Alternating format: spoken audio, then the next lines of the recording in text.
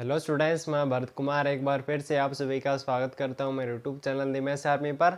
और आज की वीडियो में हम हमारी क्लास 8 मैथ्स की कौन सी प्रश्नावली 7.2 को हल करने वाले हैं। तो आज की वीडियो का हमारा तीसरा प्रश्न क्या है कि अरुण एक जोड़ी स्केट्स पहिएदार जूते किसी सेल से खरीद कर लाया है। अरुण एक लड़का है जो कि क्या है, पहिएदार जूते स्केट्स के हमारे जो शूज होते हैं उन्हें खरीद के लाया किसी सेल से, और जिस पर दिए गए बटे की दर क्या है 20% थी। मतलब कि हमारे पास इसने जो यहाँ पे जो शूज़ खरीदे हैं उस पर क्या है, डिस्काउंट है कितने का, 20% का। 20% की दर से इस पर क्या दिया गया है, डिस्काउंट दिया गया है सेल में। ठीक है, यहाँ तक तो हमें दिया गया। और आगे हमें क्या दिया गया, यदि उसके द्वारा भुगतान की गई राशि 1600 है तो उसका तो अंकित मूल्य ज्ञात कीजिए। मतलब कि उसने कितने रुपए भुगतान किए हैं, 1600 रुपये भुगतान तो किए हैं, लेकिन हमें क्या पूछा है, अंकित मूल्य। मतलब कि डिस्काउंट देने से पहले उस पर क्या प्राइस था वो हमें यहाँ पे पूछा गया है। हमें यहाँ पे दिया गया है ना 20% का डिस्काउंट का दर हमें यहाँ पे दिया गया है। बटा का मतलब क्या होता है, डिस्काउंट। 20% की दर से हमें यहाँ पे क्या दिया गया, डिस्काउंट दिया गया है। तो हमें ये पूछा गया है कि डिस्काउंट देने से पहले उसका प्राइस क्या था, एक्चुअल प्राइस क्या था, वो हमें यहाँ पे पूछा गया है। मतलब कि अंकित मूल्य हमें यहाँ पे पूछा गया है। तो वो हम कैसे याद करेंगे, तो पहले तो हम यहाँ पे जो दिया गया है पहले हमें वो यहाँ पे लिख लेते हैं, फिर हम देखते हैं इसे हम कैसे हल करते हैं। तो हम यहाँ पे लिखेंगे दिया गया है। पहला तो क्या दिया गया है, उसके द्वारा भुगतान की गई राशि, ये क्या है, बटे सहित राशि, या फिर इसे हम क्या कह सकते हैं, इसे हम यहाँ पे ये कह सकते हैं विक्रय मूल्य।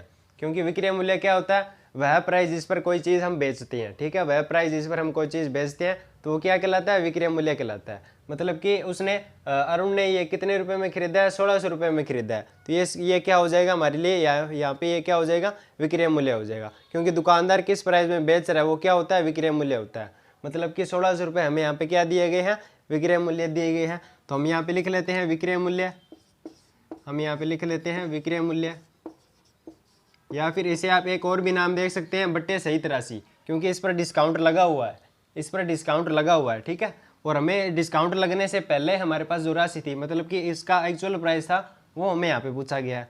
अंकित मूल्य क्या होता है, जो मूल्य हमारे पास वस्तु पर अंकित किया होता है, मार्केट प्राइस आप कह सकते हैं। ठीक है, मार्केट प्राइस मतलब कि हमारे पास जो वस्तु पर अंकित जो मूल्य अंकित किया होता है वो हमें यहाँ पे पूछा गया है।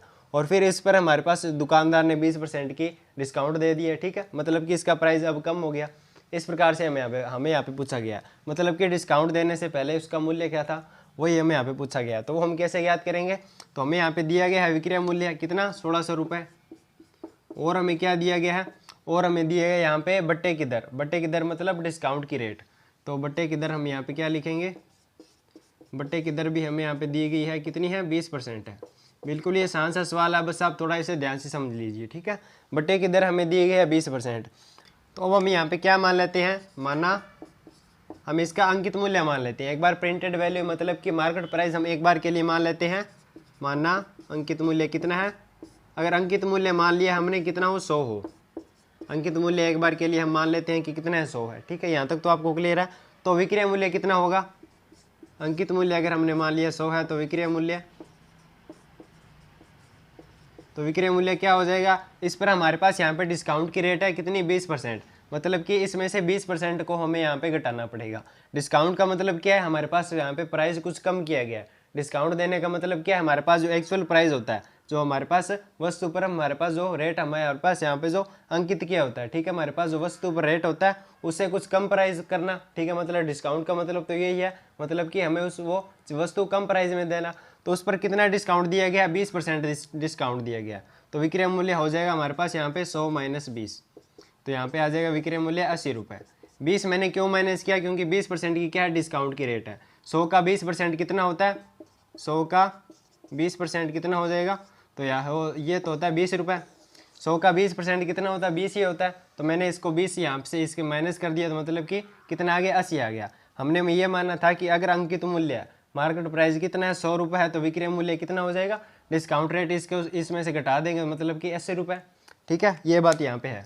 तो अब हम यहाँ पे क्या लिखेंगे, तो अगर विक्रय मूल्य कितना हो, 1 रुपये हो, अगर विक्रय मूल्य 1 रुपये हो तो अंकित मूल्य कितना हो जाएगा, तो अंकित मूल्य कितना हो जाएगा, तो वो हो जाएगा हमारे पास यहाँ पे 100 बटे में 80, क्योंकि ये हमसे हम ये मैंने कैसे लिखा, क्योंकि विक्रय मूल्य हमारे पास अगर कितना है 80 रुपये है, तो अंकित मूल्य कितना है 100 है। तो मैंने यहाँ पे क्या लिखा कि अगर विक्रय मूल्य 1 रुपये है तो अंकित मूल्य कितना हो जाएगा, तो ये 80 इसके 100 के डिवाइड में आ जाएगा। बिल्कुल इस हिसाब से, जैसे कि अगर विक्रय मूल्य 80 रुपये है तो अंकित मूल्य कितना है 100 रुपये है, इस प्रकार से है। तो अगर विक्रय मूल्य मैं 1 रुपये लूँ, यहाँ पे अगर 1 रुपये लूँ तो ऐसे इसके क्या आ जाएगा, डिवाइड में आ जाएगा। तो यहाँ से ये वैल्यू हमारे पास यहाँ पे निकल के आ जाएगी, मतलब कि 100/80। तो इस प्रकार से मैंने यहाँ पे क्या लिखा है, अगर विक्रय मूल्य 1 रुपये है तो अंकित मूल्य कितना आ गया, अंकित मूल्य हमारे पास आ गया 100/80 रुपये। ठीक है, यहाँ तक तो आपको क्लियर है। अब हमारे पास क्या है, विक्रय मूल्य हमें दे रखा है कितना 1600। हमें यहाँ से क्या पूछा गया, अंकित मूल्य है, तो यहाँ से हमारे पास अंकित मूल्य की वैल्यू आ जाएगी। कैसे आएगी, तो अगर मैं यहाँ पे क्या लिखूँ, विक्रय मूल्य अतः मैंने क्या लिखा, विक्रय मूल्य, अगर विक्रय मूल्य 1600 रुपये है, 1600 रुपये है तो अंकित मूल्य कितना हो जाएगा।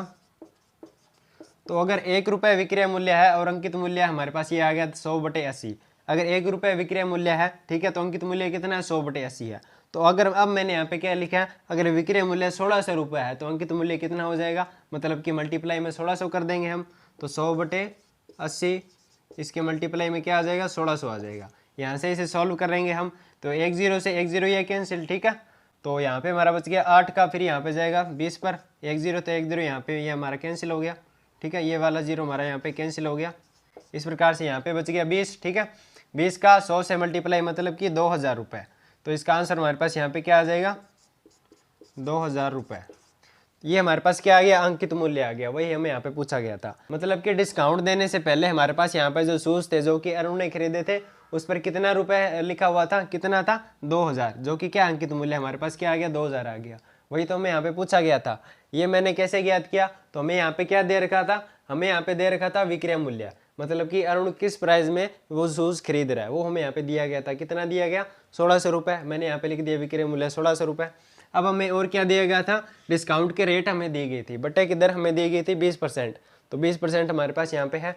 अब मैंने यहाँ पे क्या माना कि अगर हमारे पास अंकित मूल्य, मतलब कि उस शूज़ पर 100 रुपये अगर हमारे पास प्रिंटेड है, ठीक है, अगर उस पर 100 रुपये प्रिंटेड है तो विक्रय मूल्य कितना हो जाएगा, तो वो हमारे पास हो जाएगा, डिस्काउंट रेट को इसमें से माइनस करेंगे, डिस्काउंट हमारे पास जो दिया गया है वो इसमें से माइनस करेंगे, मतलब कि 80 रुपये। तो अब मैंने यहाँ पे मान लिया कि विक्रय मूल्य 1 रुपये है, 1 रुपये विक्रय मूल्य की वैल्यू निकाल ली, तो अंकित मूल्य कितना आ गया, 100/80 आ गया।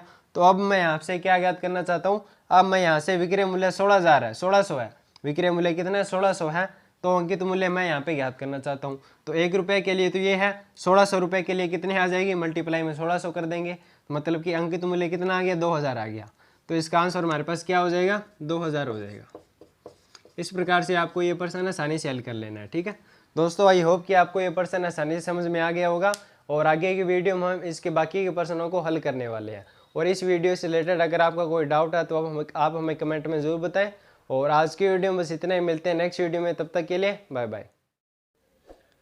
Subscribe my channel and press the bell icon for more updates.